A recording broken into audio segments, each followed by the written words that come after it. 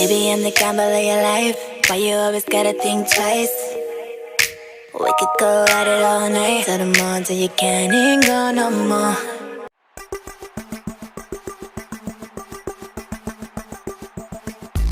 Play action, back to throw, Rodgers, wide open, Jimmy Graham. Rainbow's right side, Burrow's got him, 10-5, Rodgers looking around, over the middle, Lazard, leaping grab, touchdown, Green Bay!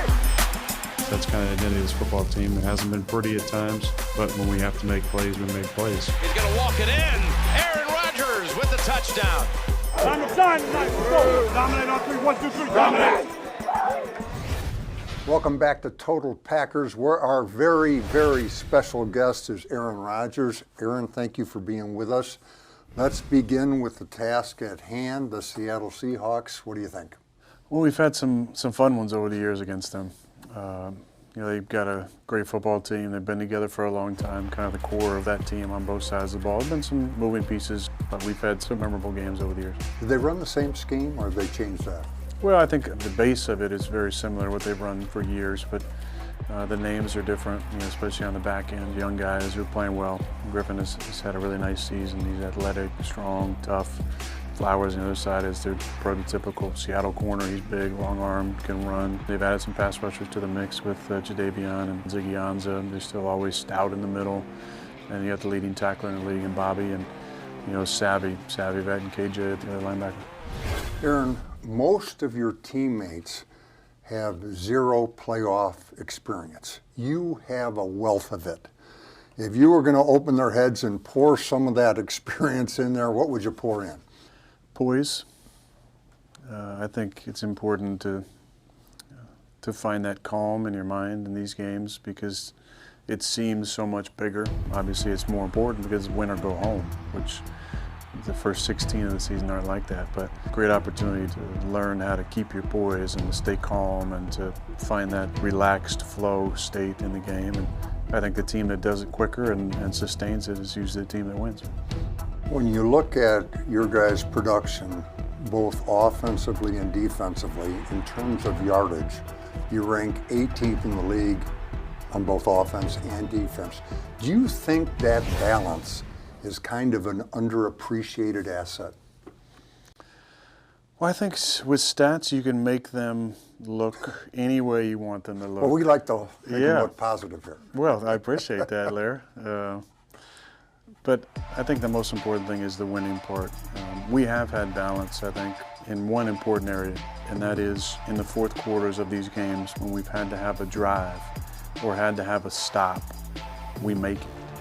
And there's been so many games that have come down to us putting something together in the fourth quarter on offense and winning a football game, or us not doing it and relying on the defense to come up with a big stop. And they've done it. And they've done to the tune of 13-3, and I think those wins are so valuable. And I said it weeks ago about winning ugly. Nobody cares what the optics are. The only thing that matters is winning, and I think because this league is more about flash and the glitz and the glamour and the splash, and we haven't been that team this year, people have forgotten about the success that we've had and how dangerous we can be, and that's probably a good thing for us. People do a lot of talking about your individual numbers. With this team at this time, could it be a case of less is more?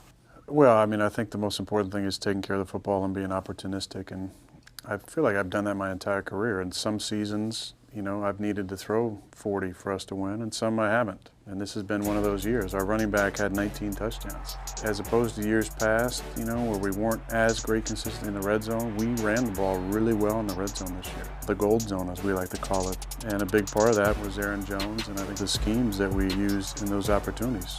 I think now we have a little bit more balance. And it's on me to do what's in the best interest of the team, and that's taking care of the football, being opportunistic when I need to, and getting us in the right situations, with these schematics that we have and the CAN system, and it's been a lot of fun. It's been a great challenge, and I'll just finish with this.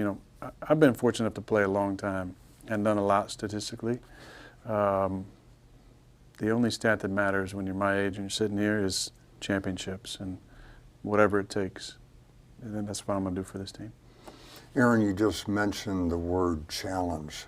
On the flip side of that, what has been the most rewarding thing for you this season? I don't know, Larry. I mean, this has been such a fun season. Just so many great moments and memories. I think embracing the change has been a good challenge, I think, for all of us. And it's been a lot of fun. I mean, made some great friends with some of these coaches that have come in and some of the players that have come in as well. And just seeing the different personalities mesh together. As a leader, knowing that I got such a great support system, and that I can be a support system for young leaders as well, has been a lot of fun. But just seeing the rise of Zadarius Smith and Preston Smith and Billy Turner and what he's meant to this team, and Adrian Amos and Mercedes Lewis, you know, coming to his own, and watching Aaron Jones develop from an incredible talent to now he's a talented leader, has been a blast. And watching him and Jamal's relationship and just how selfless those two guys are, and you know, watching the line gel together week after week and play together, and bringing Elton along, and there's just so many fun storylines, and it's all built around relationships, and the relationships have really made this thing work this year. 8 new head coaches in the National Football League this past season. Matt LaFleur, the only one to have a winning record, let alone the number 2 seed in the NFC. What's his mystical it?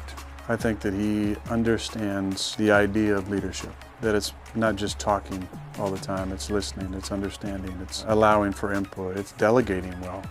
I think he's done a good job of all those things this year. He's really listening and being creative and bringing a great work ethic to the table, and then being great at working together with people and delegating responsibility. And I think he's adapted and evolved throughout the season, letting the players, you know, take control of the team and lead the team. And because the best teams are player-led teams, he understands that. He's been around some great ones, and I think he really allowed our guys to be themselves this year. Let's finish up by going fast forward.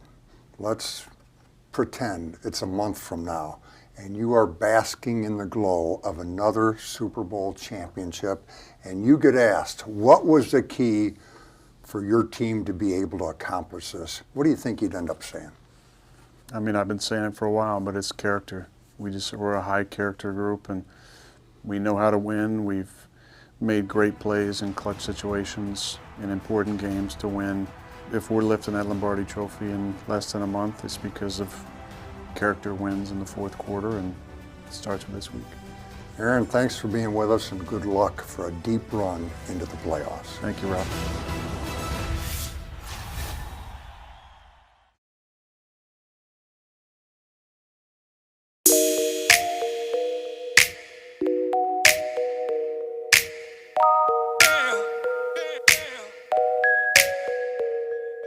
Baby, I'm the gamble of your life.